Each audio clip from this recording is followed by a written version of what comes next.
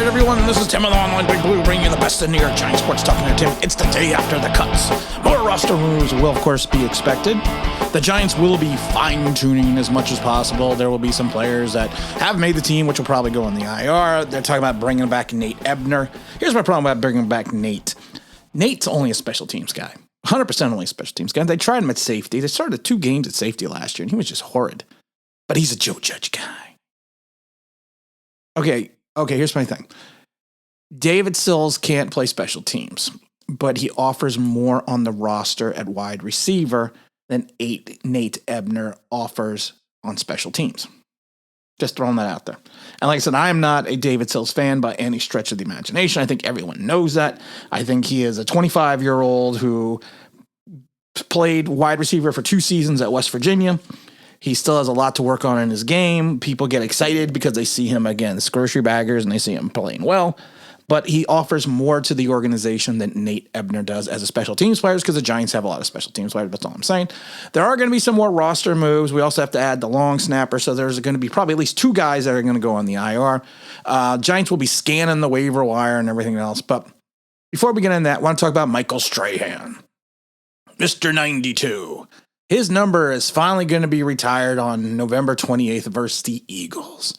We're also retiring, of course, Eli Manning's number, and that's going to be against Atlanta. I'm going to hopefully try to be at that game. I'm not going to be able to make the Strahan game because I probably will be in my new abode in a new state far away from the tri-state area. But Strahan, you know what? It's about time. He came in the league in 1993.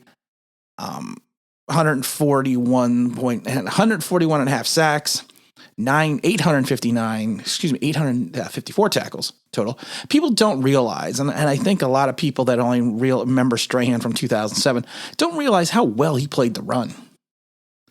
I mean, he had 82 tackles, 75 tackles, 71 tackles, 73 tackles, 66, 67, 60. He consistently averaged anywhere between high 50s to high 60s in regards to tackles, and that's amazing for a defensive lineman who was also able to rush the passer.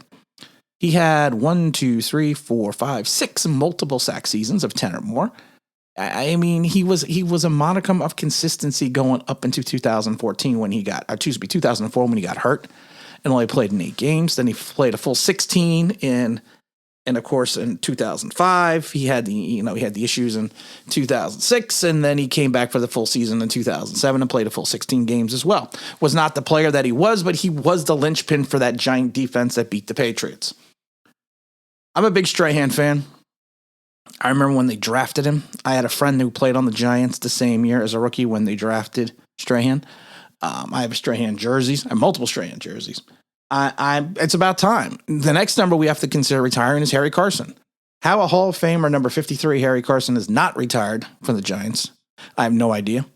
He is a guy. Harry Carson was a guy, again, he revolutionized potentially, a part of the time. I'm not going to say he didn't revolutionize the inside linebacker position like Lawrence Taylor did on the exterior, but he was a guy that really was everyone thinks of Singletary as or Butkus as the definition of a middle linebacker. I think of it as Carson.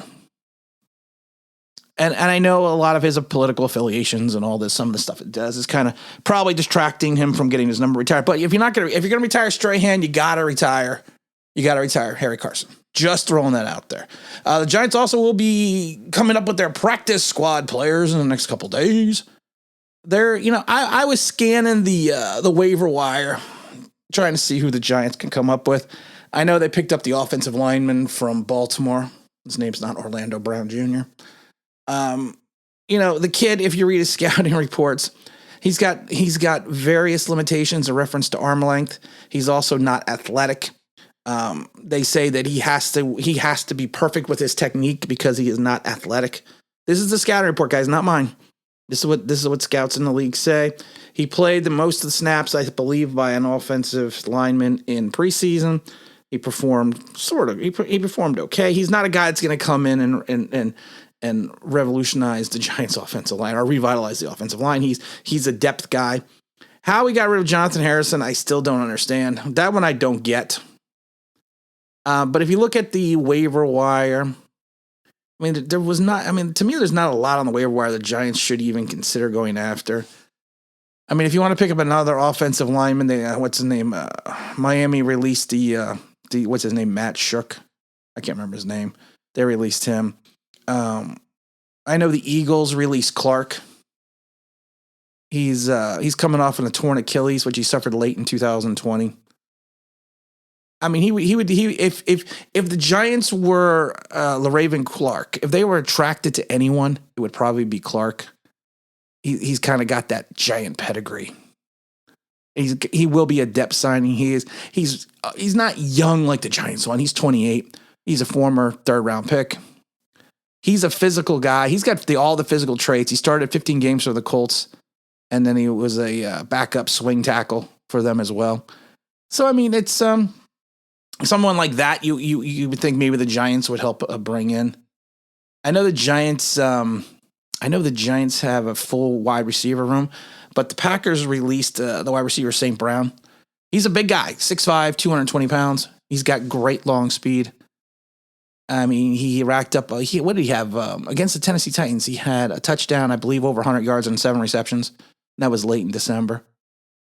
You know, he's a strong special teams guy, a good run blocker, and he did that all at Notre Dame. I think he's got more of an upside than C.J. Board or even the venerable David Sills.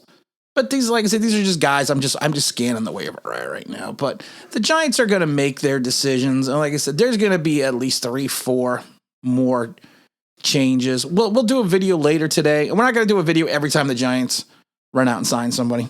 We'll wait towards the end of the day. We'll do a video. We'll do a video when the practice squad comes up. But like I said, the Giants roster is solidified for now. But I would expect at least 3 to 4 additional changes coming before, probably before Friday. So, like I said, we'll report on those news. We'll give you some more information. We'll give you our thoughts. We'll give you our feedback. It's time, guys. It's time to get this season started, and hopefully we're heading in the right direction. Again, this is Tim with Online Big Blue, bringing you the best of New York Giants sports talk and entertainment. And as always, if you could subscribe. That means that'd be awesome.